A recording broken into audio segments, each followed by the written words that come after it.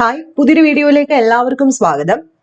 ഇന്ന് നമ്മൾ എടുക്കാൻ പോകുന്നത് കേരള ഹിസ്റ്ററിയിലെ ഫസ്റ്റ് ടോപ്പിക്കാണ് അറൈവൽ ഓഫ് യൂറോപ്യൻസ്. യൂറോപ്യന്മാരുടെ വരവ്, അവരുടെ കോൺട്രിബ്യൂഷൻസ്. ഇതുമായിട്ട് ബന്ധപ്പെട്ട പുതിയ SCERT ചാപ്റ്റർ 8ാം ക്ലാസ്സിലെ 1ാമത്തെ ചാപ്റ്റർ അധിനിവേശവും ചെറുത്തുനിൽപ്പും എന്നുള്ളതാണ്.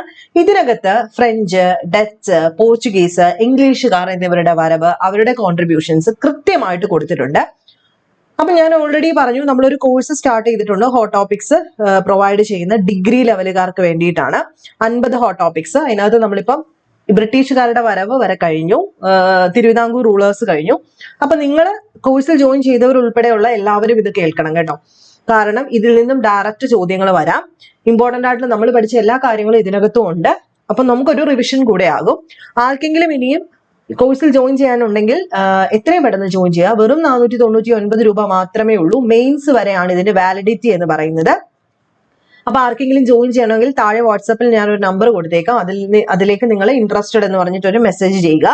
SCERT, NCERT, special books, standard books എല്ലാം ഫോക്കസ് ചെയ്തിട്ടുള്ള ഒരു സ്റ്റഡി പ്ലാൻ ആണ് നമ്മൾ അതിനകത്ത് കൊടുക്കുന്നത്. അതിനകത്ത് ഡീറ്റെയിൽഡ് ആയിട്ടുള്ള ക്ലാസ്സുകളും നോട്ട്സും പ്രൊവൈഡ് ചെയ്യുന്നുണ്ട്. ഓക്കെ, അപ്പൊ നമ്മൾ ഇന്നത്തെ ക്ലാസ്സിൽ ഡിസ്കസ് ചെയ്യുന്നത് ഈ പറഞ്ഞതുപോലെ തന്നെ ആദ്യം പോർച്ചുഗീസുകാർ വന്നു, പിന്നെ ആരാ വന്നത്? ഡച്ച് വന്നു, പിന്നെ ആരാ വന്നത്? ഫ്രഞ്ച് വന്നു, ഇംഗ്ലീഷ് വന്നു.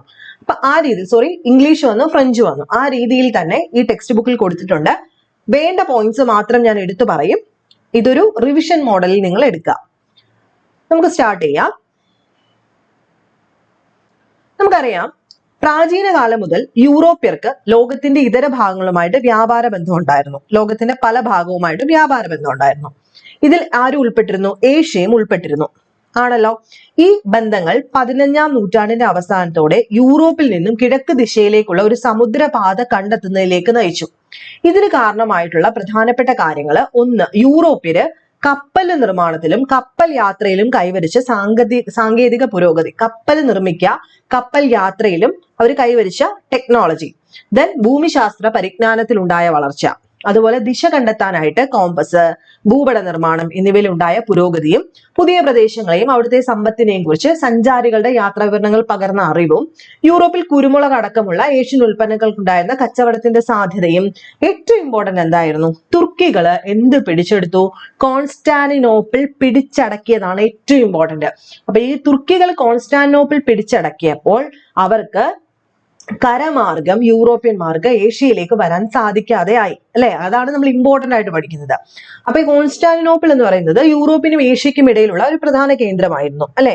ഇതുവഴി യൂറോപ്പും ഏഷ്യയും തമ്മിൽ കരമാർഗം നമ്മുടെ വ്യാപാര ബന്ധം ഏർപ്പെട്ടിരുന്നു. 1453 ആരിത് പിടിച്ചെടുത്തു? തുർക്കികൾ പിടിച്ചെടുത്തതോടുകൂടി ഇനി തൊട്ട് ആരിങ്ങോട്ട് വരണ്ട, യൂറോപ്യൻസ് ആരും തന്നെ ഇതുവഴി ഏഷ്യയിലേക്ക് പോകണ്ട എന്ന് പറഞ്ഞു. അതുകൊണ്ടാണ് അവർ സമുദ്രമാർഗം കണ്ടുപിടിച്ചത്. ആദ്യമായി ആരാ വന്നത്? പോർച്ചുഗീസുകാരാണ് വന്നത്. ആദ്യമായിട്ട് എത്തിയത് ആരായിരുന്നു? വാസ്കോ ഡ ഗാമയാണ്, ആണല്ലോ. എന്നൊക്കെ പോർച്ചുഗീസുകാരുടെ ഇന്ത്യയിലേക്കുള്ള യാത്രയില് നോക്കാം, 1498 കോഴിക്കോടിന് സമീപമുള്ള കാപ്പാട് എന്ന് പറയുന്ന സ്ഥലത്താണ് വാസ്കോ ഡ ഗാമ എത്തിയത്. അദ്ദേഹത്തിന്റെ വരവ് ഇന്ത്യയിലെ യൂറോപ്പിന് ആധിപത്യത്തിന് വഴി തുറന്നു.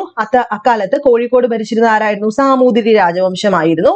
അറബികളായിരുന്നു അതുവരെ വിദേശ വ്യാപാരം കോഴിക്കോടുമായിട്ട് നിയന്ത്രിച്ചിരുന്നത്.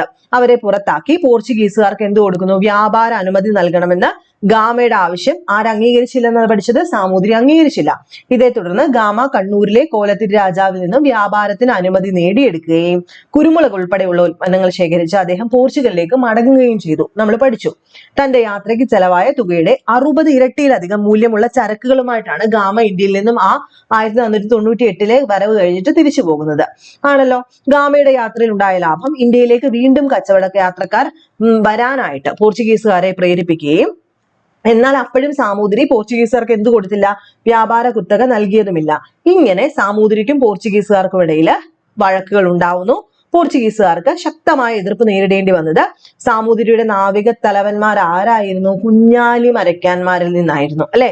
എന്നാൽ കുഞ്ഞാലി മരയ്ക്കാന്മാരുടെ കാലശേഷം പോർച്ചുഗീസുകാർക്ക് ഇന്ത്യയിൽ നിന്നും ഭീഷണിയൊന്നും ഉണ്ടായിരുന്നില്ല. ഇനി നോക്കിക്കേ, ഗാമയുടെ കപ്പലിന്റെ പേര് സ്ഥിരം ചോദിക്കും. Sao Gabriel, Sao Rafael, Berrio എന്ന 3 കപ്പലുകളിലാണ് ഗാമയും സംഘവും ഇന്ത്യയിലെത്തിയത്. Sao Gabriel, Sao Rafael, Berrio. Okay ആണല്ലോ, ഇത് ഇത്രയും നമ്മൾ പഠിച്ചതാണ്. ഇനി കുഞ്ഞാലി മരയ്ക്കാന്മാർ ആരായിരുന്നു? പോർച്ചുഗീസുകാർക്കെതിരെ ആക്രമണങ്ങളെ ചെറുത്ത് സാമൂതിരിയെയും പശ്ചിമ തീരപ്രദേശത്തെയും സംരക്ഷിച്ചിരുന്നത് കുഞ്ഞാലി മരയ്ക്കാന്മാരാണ് അല്ലെ. കുഞ്ഞാലി മരയ്ക്കാർ എന്നൊരു സ്ഥാനപ്പേരാണ്. 1, 2, 3 അങ്ങനെയുണ്ട്. 4 പേര് വ്യത്യസ്ത കാലങ്ങളിൽ. കുഞ്ഞാലി മരയ്ക്കാർ 1, 2, 3, 4. അങ്ങനെ പോർച്ചുഗീസുകാരെ പരാജയപ്പെടുത്തി ചാലിയും കോട്ട പിടിച്ചെടുത്തത് ആരാണെന്ന് ചോദിച്ചാൽ കുഞ്ഞാലി മരയ്ക്കാർ 3 ആണ്. കുഞ്ഞാലി 4-മനെ പോർച്ചുഗീസുകാർ ഗോവയിൽ വെച്ച് വധിച്ചു. കുഞ്ഞാലിമാരുടെ പതനത്തോടെ സാമൂതിരിയുടെ അധപതനവും ആരംഭിക്കുകയായിരുന്നു. അപ്പൊ അവര് വന്നിട്ട് അവരുടെ കോൺട്രിബ്യൂഷൻസ് പ്രധാനമായിട്ട് നമ്മൾ എന്തൊക്കെ പഠിച്ചു, അത് കൃത്യമായിട്ട് ശ്രീധര മേനോൻ സാറിന്റെ ടെക്സ്റ്റ് ബുക്കിൽ നമ്മൾ പഠിച്ചതാണ്. അത് തന്നെ നോക്കുക. കൂട്ടത്തിൽ തന്നെ ഇതും കൂടെ നോക്കി വെച്ചേക്കാം. ഇന്ത്യയും പോർച്ചുഗീസുകാരുമായുള്ള ബന്ധത്തിന്റെ സ്വാധീന ഫലമായിട്ട് പോർച്ചുഗീസ് ഭാഷയിൽ നിന്നാണ് ഏതൊക്കെ പദങ്ങള്? കശുമാവ്, പറങ്കിമാവ്, പപ്പായ, പേരയ്ക്ക, പൈനാപ്പിൾ, ഇതെല്ലാം ഇവരാണ് ഇവിടെ വന്ന് പരിചയപ്പെടുത്തിയത്. അതുപോലെ കോൺട്രിബ്യൂഷൻസ് 2. ഇന്ത്യയിൽ ആദ്യത്തെ യൂറോപ്യൻ കോട്ട കൊച്ചിയിൽ സ്ഥാപിച്ചത് ഇവരാണ്. മാനുവൽ കോട്ട അഥവാ യൂറോപ്യൻ കോട്ട. കൊച്ചി, ഗോവ, ദാമൻ ആൻഡ് ദിയു എന്നീ പ്രദേശങ്ങൾ പോർച്ചുഗീസ് ആധിപത്യത്തിന്റെ കീഴിലായി. അച്ചടി വിദ്യ പ്രചരിപ്പിച്ചു. ചവിട്ട് നാടകം, മാർഗംകളി തുടങ്ങിയ കലാരൂപങ്ങൾ പ്രചരിപ്പിച്ചു. യൂറോപ്യൻ ശൈലിയിലുള്ള കെട്ടിട നിർമ്മാണം ഇവർ ആരംഭിച്ചു. യൂറോപ്യൻ പടക്കോപ്പുകളും യുദ്ധമുറകളും അഭ്യസിപ്പിച്ചു. ക്രൈസ്തവ മത പഠന കേന്ദ്രങ്ങൾ ആരംഭിച്ചു. അപ്പൊ ഇതുമായിട്ട് ബന്ധപ്പെട്ട് കഴിഞ്ഞ പ്രാവശ്യം ഒരു ചോദ്യം ഉണ്ടായിരുന്നു ഡിഗ്രി ലെവലുകാർക്ക്. എന്താണ് ഇവരുടെ മതനയം എങ്ങനെയുള്ളതായിരുന്നു? നമ്മൾ പഠിച്ചു. ഇവരുടെ മതനയം എന്ന് പറയുന്നത് വളരെ അസഹിഷ്ണുത ഉളവാക്കിയതായിരുന്നു. നിർബന്ധിച്ച് ക്രിസ്ത്യാനിറ്റിയിലേക്ക് ചേഞ്ച് ചെയ്യാനായിട്ടുള്ള ഒരുപാട് കാര്യങ്ങൾ ഇവര് ചെയ്തിരുന്നു. മറ്റു മതങ്ങളോടൊന്നും തന്നെ യാതൊരു വിധത്തിലുള്ള അനുകമ്പയും ഇവർക്ക് ഉണ്ടായിരുന്നില്ല. ആർക്ക്? പോർച്ചുഗീസുകാർക്ക്. ഓക്കെ ആണല്ലോ.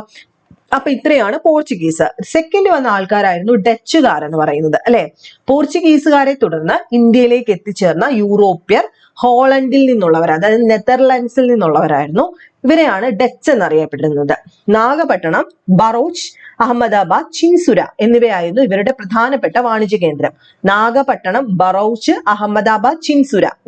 കച്ചവട ആധിപത്യത്തിനായിട്ടുള്ള മത്സരത്തിൽ ഡച്ചുകാർ ആരെ പരാജയപ്പെടുത്തി? പോർച്ചുഗീസുകാരെ പരാജയപ്പെടുത്തി. നമ്മൾ പഠിച്ചു.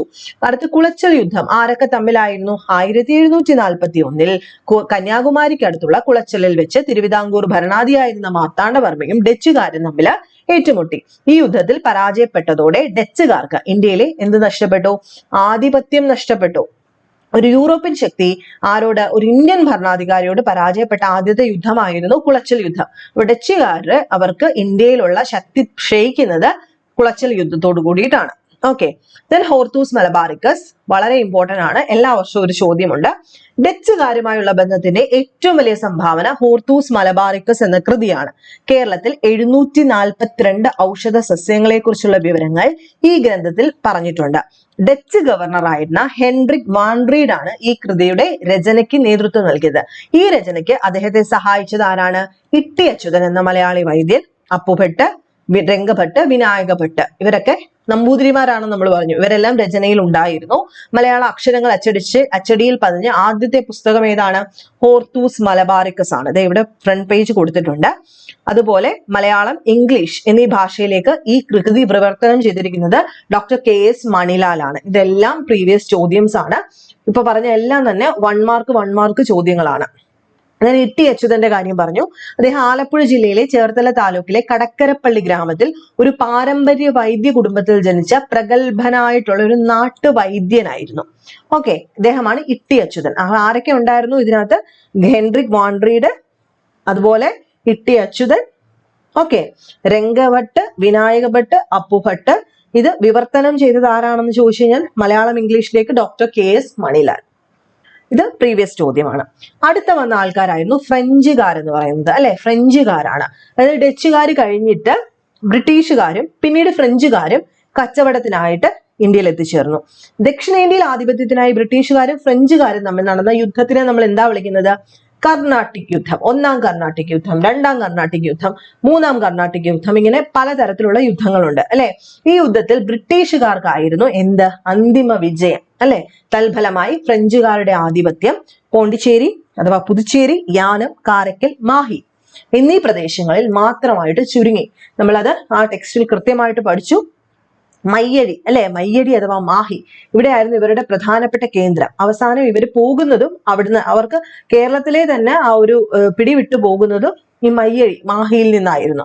ഈ കർണാട്ടിക് യുദ്ധം എന്ന് പറയുമ്പോൾ കർണാട്ടിക് എന്ന് പറയുന്നത് ഏത് ഏരിയയാണ്?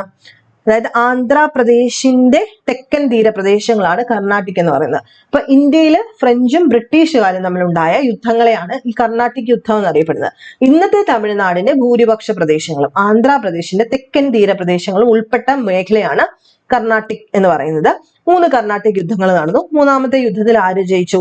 മൂന്നാമത്തെ നല്ല മിക്കതിലും ആരാ ജയിച്ചിരുന്നത്? പിന്നെ അങ്ങോട്ടും ഇങ്ങോട്ടും കുറച്ച് ട്രീറ്റീസ് നമ്മൾ പഠിച്ചിട്ടുണ്ട് അല്ലെ, അത് കൃത്യമായിട്ടൊന്ന് ഓർത്ത് വെക്കണം. ഏറ്റവും ലാസ്റ്റ് ജയിച്ചത് ബ്രിട്ടീഷുകാരാണ്. ഓക്കെ ആണല്ലോ. അപ്പൊ ഇന്നത്തെ ക്ലാസ്സിൽ നമ്മൾ ഡിസ്കസ് ചെയ്തത് ഈ യൂറോപ്യൻസിന്റെ വരവിനകത്ത് ഈ 3 ആൾക്കാരുടെ വരവാണ്.